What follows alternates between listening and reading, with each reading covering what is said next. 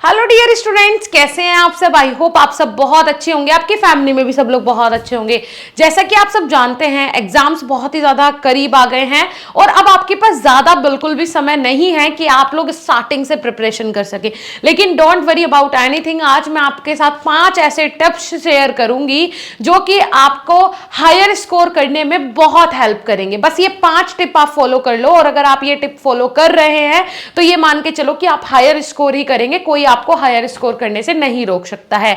ठीक है, वीडियो को शुरू करने से पहले स्वागत है आप सभी का हमारे इस यूट्यूब चैनल बीएसपी फार्मेसी पे। मैं साक्षी राजपूत ऐसे ही इंपॉर्टेंट और इंफॉर्मेटिव वीडियोस आपके लिए लाती रहती हूं, तो चैनल को सब्सक्राइब जरूर करें।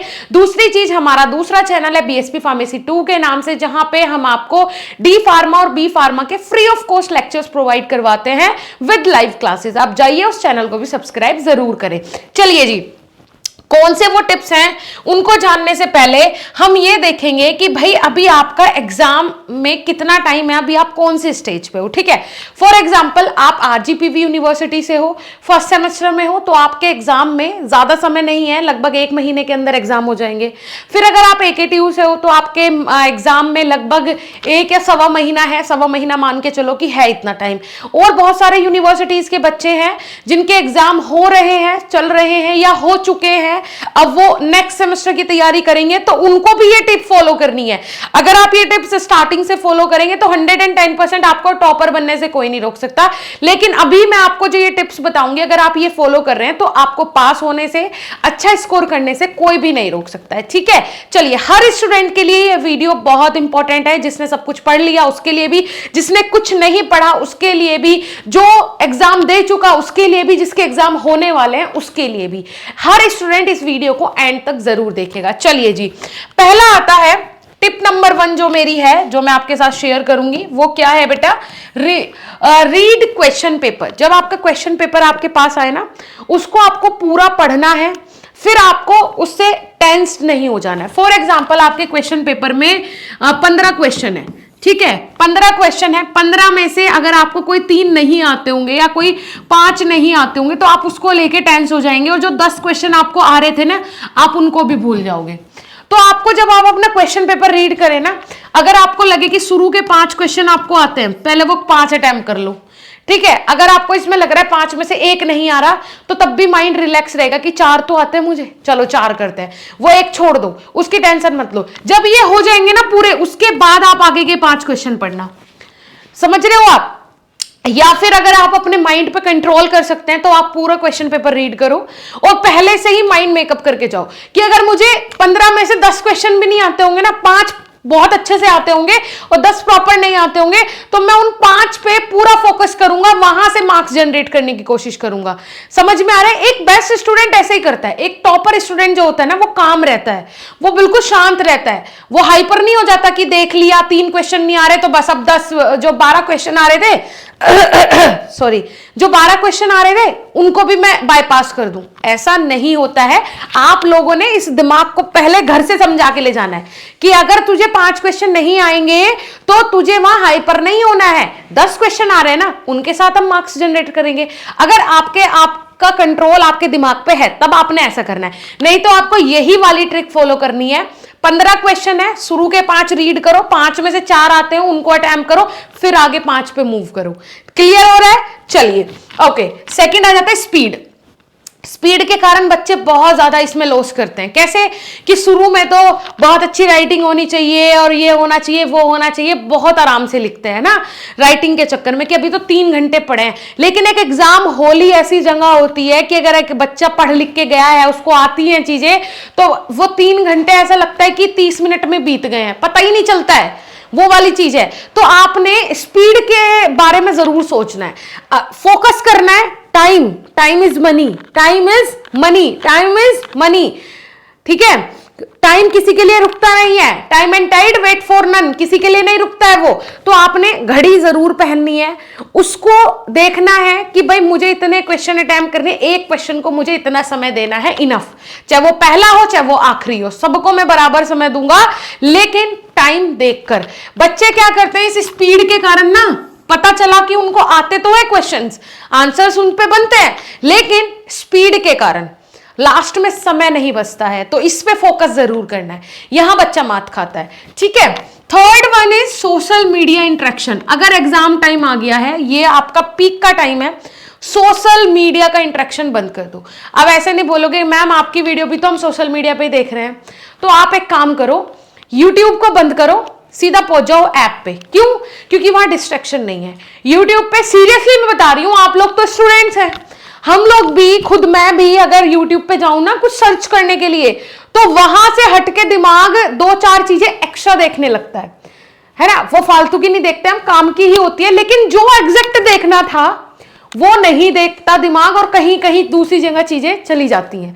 वो वाले काम होते हैं, और आपके सामने तो पता नहीं फिर क्या क्या आ जाता होगा। मूवी देखने लगते होंगे, कोई सीरियल देखने लगता होगा, कोई कॉमेडी, कोई फनी, कोई कुछ देखने लगता होगा। मतलब ये ऐसी चीज है, माइंड जो है ना 70% नेगेटिव चीजों को अपनी तरफ खींचता है ना।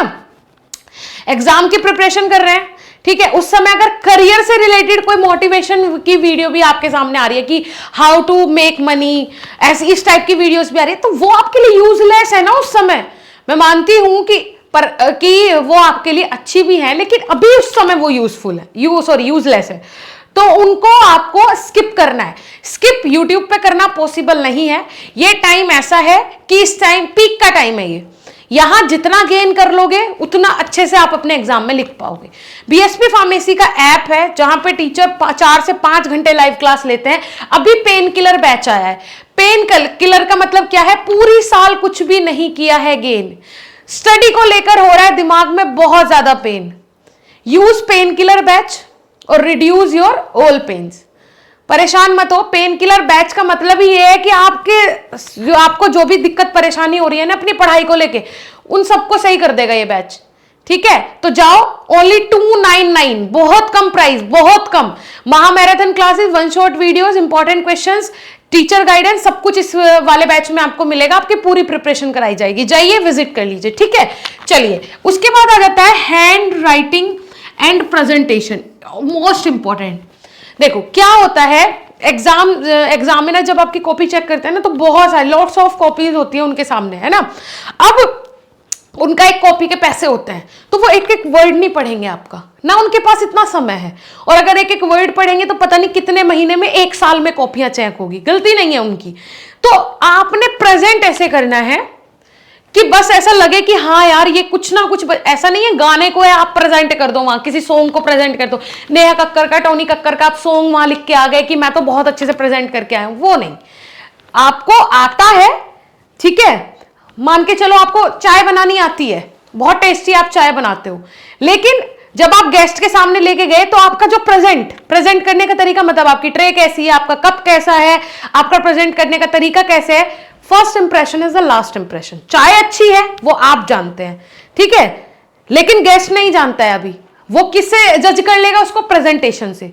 ठीक है, वही चीज है, आपको पता है आप आंसर बिल्कुल सही लिख रहे हो, लेकिन अगर आप उसको अच्छे से प्रेजेंट भी कर दोगे, अच्छे से राइटिंग भी लिख दोगे, तो बस फिर तो बल्ले बल्ले हो जानी है, कोई नंबर नहीं काट सकता। ठीक है जी, चलिए ये वाली बात आई। उसके बाद लास्ट टिप क्या है? Last time revision only. Last time पे जो बच्चे ये सोचते हैं ना कि मेरा वो फलाना टॉपिक रह गया था, अच्छा नर्वस सिस्टम तो मैंने पढ़ा ही नहीं था, अच्छा नर्वस सिस्टम पढ़ लिया, लिम्फेथेटिक रह गया यार, एक बार देख लूं। नहीं, देखो, खत्म करो, आएगा पेपर में, मुझे नर्वस सिस्टम आता है, मुझे डाइजेस्टिव सिस्टम आता है, मुझे कार्डियोवास्कुलर सिस्टम आता है, रीनल सिस्टम आता है, मुझे नहीं आता है चलो लिम्फेथेटिक, पर मुझे बाकी आते हैं, मैं उन पे जीत लूंगा। उनको रिवाइज करो दोबारा, उस लिम्फेथेटिक पे मत जाओ, शुरू से पढ़ोगे कैसे पढ़ पाओगे? लास्ट टाइम है ना, ये लास्ट टाइम की बात चल रही है। 1 महीना अगर आपके पास है तो पढ़ सकते हो, ठीक है, अभी पढ़ सकते हो, अभी कोई दिक्कत नहीं है। जब लास्ट टाइम पे दिमाग में टेंशन ले लेते हो ना, वो इतनी बुरी चीज होती है, सबके साथ होती है। देखो मैं ये नहीं बोलूंगी मेरे साथ नहीं हुई, सबके साथ होती है, ठीक है, वो नॉर्मल से हमारे बॉडी का मैकेनिज्म है कि हमें टेंशन होगी, रिजल्ट आता है तब भी होती है, एग्जाम होता है तब भी होती है, लेकिन उसको अपने दिमाग पे हावी नहीं होने देना है, वो आपके बस में होता है। ठीक है, समझाओ इसको, ऐसा नहीं ऐसा कर सकते हैं। ठीक है, ये टिप्स अगर आपने फॉलो करनी है ना अपने एग्जाम टाइम में, 100% लिख के ले लो, आप बहुत अच्छा स्कोर करोगे। जहां आप 80% स्कोर करने वाले थे, इन टिप्स को फॉलो करके आप 90s में जा सकते हो। 100% मेरी गारंटी है। इनको अपने दिमाग में रखो, गांठ मार लो कि अब मुझे ऐसे ही तैयारी करनी है। प्रिपरेशन के लिए बीएसपी फार्मेसी ऑलवेज आपके लिए यहां पे तैयार है। महा मैराथन क्लासेस कभी आपने सुना नहीं होगा फार्मा फील्ड में, बीएसपी फार्मेसी वो आपको प्रोवाइड करवाता है। आपको टीचर एक सब्जेक्ट की क्लास जब आपका एग्जाम होता है ना, उससे 1 दिन पहले या 2 दिन पहले करवाता है। मतलब वो 10 से 12 घंटे टीचर खड़ा रहेगा, आपको लगातार क्लास करवाएगा।